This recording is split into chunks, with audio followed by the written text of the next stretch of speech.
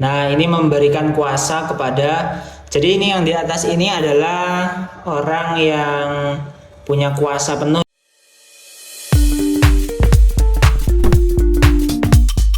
Video ini dipersembahkan oleh Radar Edukasi, berbagi wawasan menambah pengetahuan. Halo teman-teman Radar Edukasi, kesempatan kali ini kita masih tetap konsisten ya dalam membagikan konten yang memberikan edukasi kepada teman-teman semua. Kesempatan kali ini kita akan mencoba untuk mengisi surat kuasa pengisian biodata penduduk ya teman-teman. Nah ini sebelum ke pengisian saya mau melihat ke bawah terlebih dahulu. Ini kita bisa baca sama-sama teman-teman.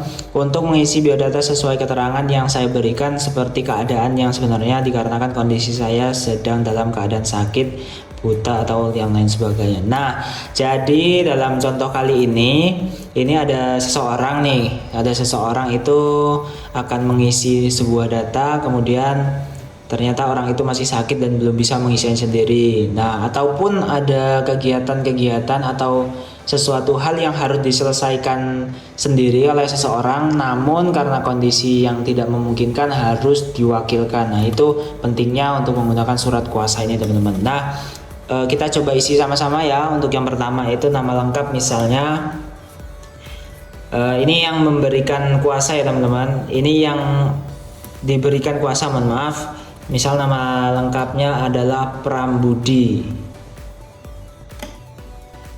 Ini tempat tanggal lahir di Waikiri. Tempatnya di Waikiri, tanggal lahirnya 12 September. Kemudian ini usianya ada, misalnya usianya sekarang 35 tahun. Ini pekerjaannya sebagai petani.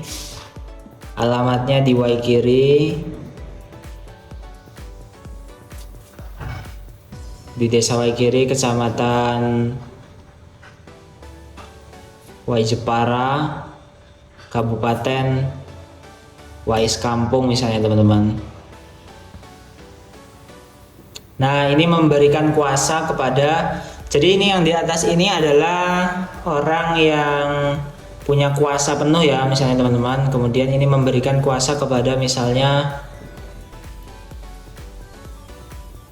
Nur Aini. Tempat tanggal lahir misalnya sama di Waikiri.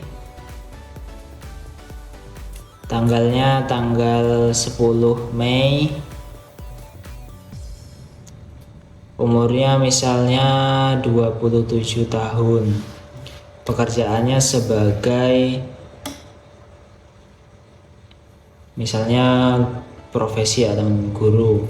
Ini alamatnya kita samakan karena ini menurutnya biasanya untuk surat kuasa itu diberikan kepada saudara atau orang terdekat, teman-teman. Waijepara di Kabupaten Waiskampung misalnya. Nah, ini teman-teman, untuk mengisi biodata sesuai keterangan yang saya berikan seperti keadaan yang sebenarnya dikarenakan saya dalam keadaan sakit atau buta, teman-teman.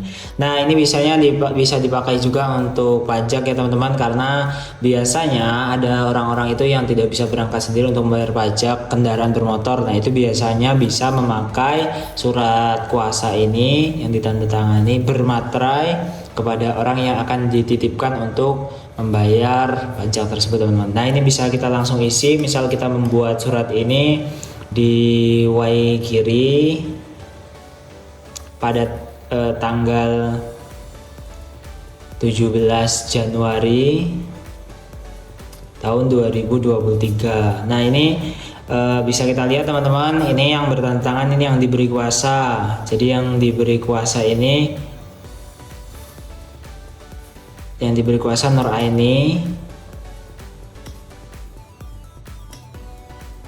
Nah, Nur Aini bisa langsung tanda tangan, teman-teman. Nah, ini terus kemudian ini diberikan, yang memberi kuasa Pak Prambudi ini memberikan kuasa, ini dibubuhkan materai 6.000 ya. Kalau sekarang mungkin bisa pakai dengan materai yang 10.000 karena sudah yang 6.000 ini sudah tidak terpakai, teman-teman. Ini bisa kita gunakan Pak Prambudi untuk bertanda tangan di sini teman-teman. Misalnya tanda tangan seperti ini. Nah ini berarti secara legal contohnya seperti ini teman-teman. Nah mungkin di beberapa tempat itu berbeda ya teman-teman, dan itu bisa kita sesuaikan. Yang jelas tidak akan jauh-jauh dari data-data ini, yang di dalamnya akan memberikan ada si pemberi kuasa dan ada yang diberikan kuasa. Sekian teman-teman informasi untuk pembuatan surat kuasa, semoga bisa mengedukasi teman-teman semua. Sekian, see you, bye bye.